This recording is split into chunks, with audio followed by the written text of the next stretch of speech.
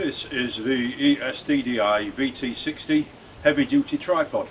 It's got a maximum height of 64 inches, a minimum height of 32 1/3 inches.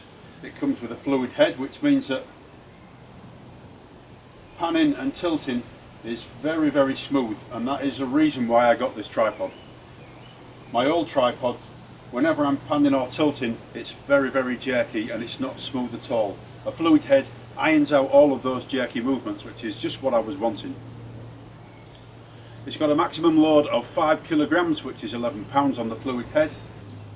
The actual capacity of the tripod is 15 kilograms, so the tripod is heavy duty. The weight of the tripod and the fluid head together is 3.95 kilograms, so it's not particularly heavy. All the tubing is aluminium and the top here is aluminium, but there are certain plastic fittings on there. But these are very solid and feel like they're very good quality. The fluid head allows for a full 360-degree pan, and then it will tilt 90 degrees forward and 70 degrees backwards. This is the packaging that the tripod arrives in. As you can see, it's a fairly large box. Inside the box, everything is neatly packaged in a hold-all. Inside the carrying bag, along with the tripod, is a shoulder strap for the carrying bag so you can carry it over your shoulder. The fluid head control arm, 5 different Allen keys for various adjustments on the tripod, 2 spares for them just in case I suppose they get worn out, and 2 spare rubber feet, and I'll show you what the rubber feet are for later on in the video. The quick release plate comes with 2 mountings, one for a 1/4 inch thread and one for 3/8. To release the plate, just twist that toggle there, and there's a pin there to stop you from taking it too far and losing it.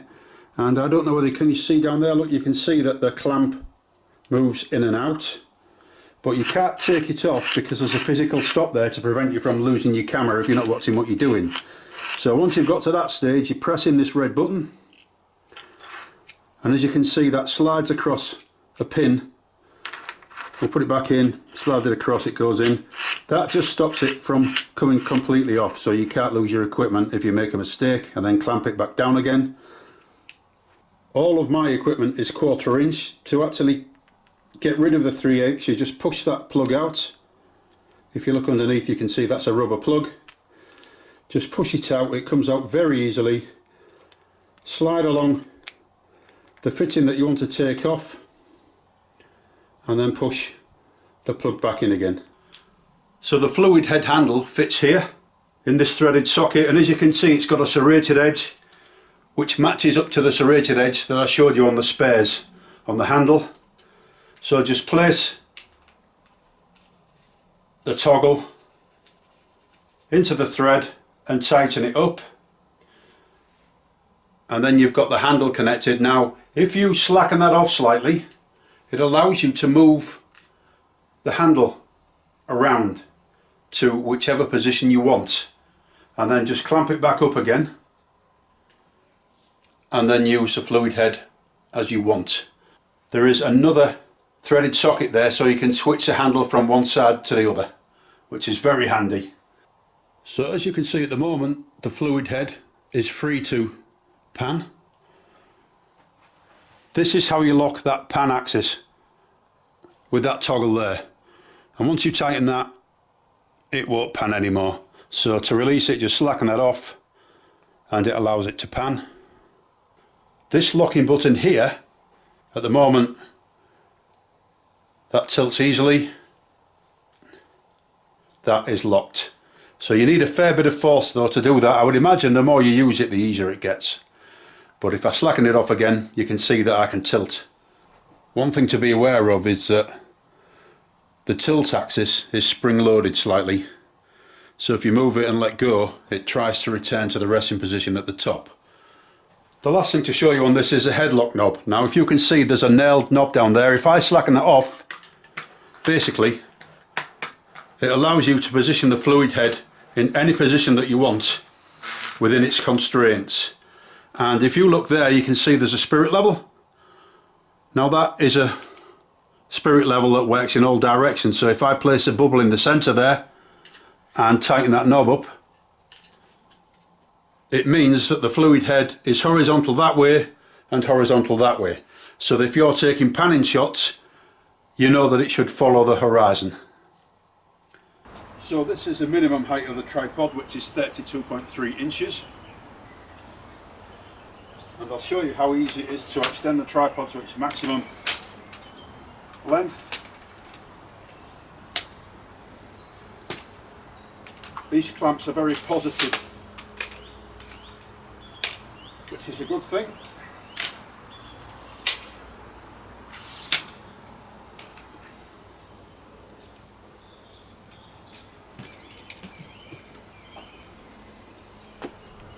And this is a tripod at its maximum height, which is 64 inches. Now, I'm about 5'10", and this is all just about at eye level for me.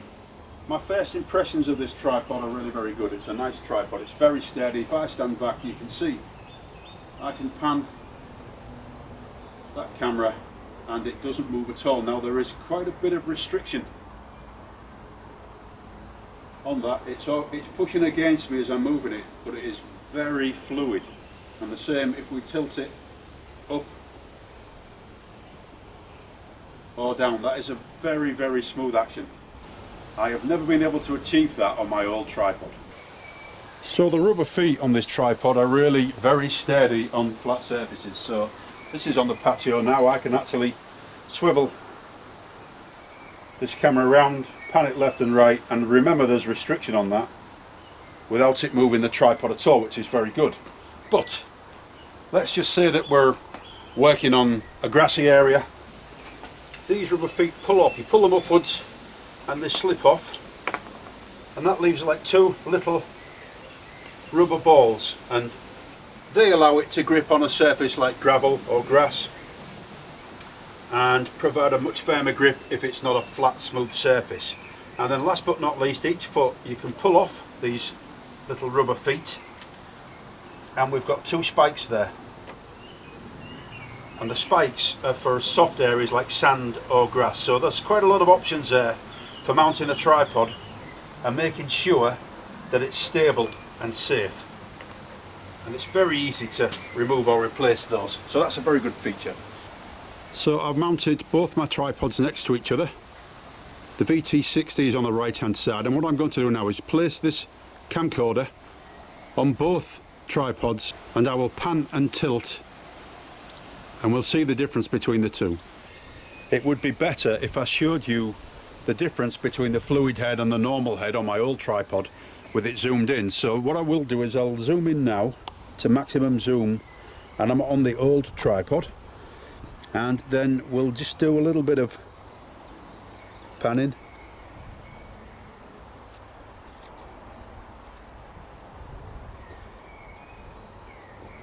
And then we'll come back,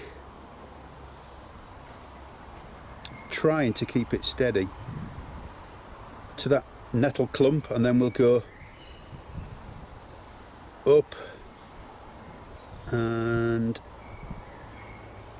down, and I'll try and centre it there.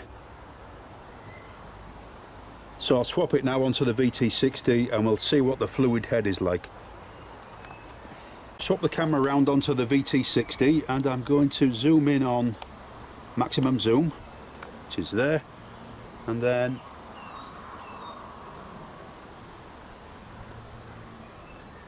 there's a clump of nettles, so we'll try panning.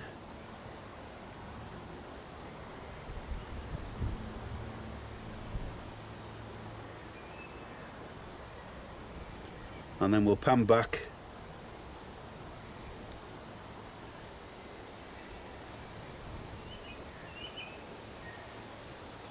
Up and down. We'll centre it on that nettle clump. That is way better. So I am really impressed with this tripod. I think it will greatly improve the quality of my video. It is reasonably bulky, but it's light and it's easy to transport in the bag. I'm really looking forward to taking this out and filming the wildlife in my garden, because I think I will get much better footage.